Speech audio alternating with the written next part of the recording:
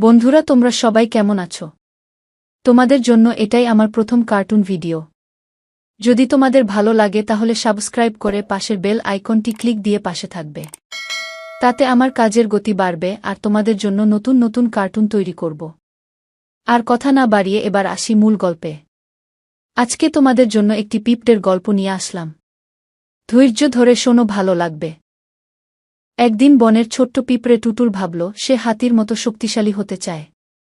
বন্ধুরা হেসে বলল, তুই একটা ছোট্ট পিঁপড়ে, এত বড় স্বপ্ন কেন? কিন্তু টুটুল দমল না। সে প্রতিদিন ব্যায়াম করত, খাবার টানত আর নিজের শক্তি বাড়াত। একদিন বনে আগুন লাগল। সবাই দিশেহারা, কিন্তু টুটুল দল বেঁধে পিঁপড়েদের নিয়ে দ্রুত কাজ শুরু করল। তারা গর্ত করে পানি এনে আগুন নেভাল। সবাই অবাক। হাতি বলল, শক্তি শুধু আকারে নয়, সাহসে লুকিয়ে থাকে। টুটুল হাসল, কারণ সে জানত আসল শক্তি নিজের বিশ্বাসে।